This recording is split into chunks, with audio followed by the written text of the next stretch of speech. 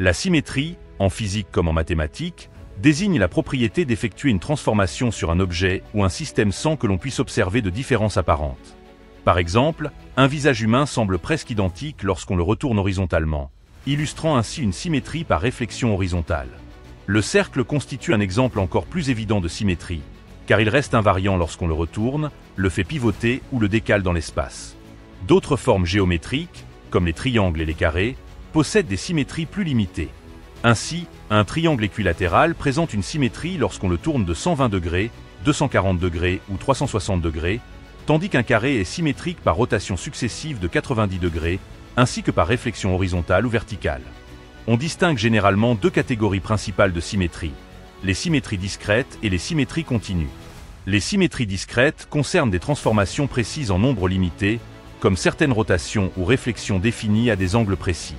A l'inverse, les symétries continues permettent une infinité de transformations progressives, comme la rotation d'un cercle selon n'importe quel angle intermédiaire. Ces concepts revêtent une importance capitale en physique, notamment à travers le théorème formulé par Emmy Noether. Née en 1882, Emmy Noether fut une mathématicienne exceptionnelle, dont le génie fut reconnu par d'éminents scientifiques tels qu'Albert Einstein et David Hilbert, malgré les obstacles liés aux conventions de son époque. Dès 1915, elle mena des travaux essentiels à l'université de Göttingen. Le théorème de Noether établit un lien profond entre les symétries continues globales des équations physiques et les lois fondamentales de conservation associées. Énergie, quantité de mouvement linéaire, moment cinétique et charge électrique. Par exemple, l'invariance des lois physiques lors du déplacement spatial d'un système révèle la conservation de la quantité de mouvement linéaire.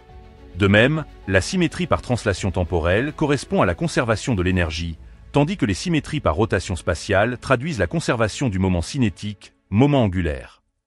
Enfin, l'invariance liée à l'ajustement arbitraire des phases des fonctions d'onde quantiques révèle la conservation de la charge électrique. Un autre concept essentiel de la physique moderne est la symétrie de jauge. Pour illustrer cette notion, on peut imaginer plusieurs appartements identiques situés à différents étages d'un gratte-ciel.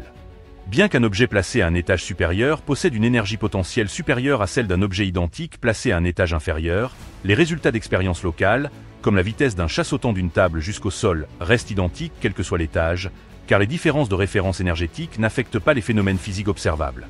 Cette invariance sous le changement arbitraire d'une référence constitue précisément la symétrie de jauge, qui joue un rôle fondamental dans des théories majeures comme le modèle standard de la physique des particules ou la relativité générale d'Albert Einstein.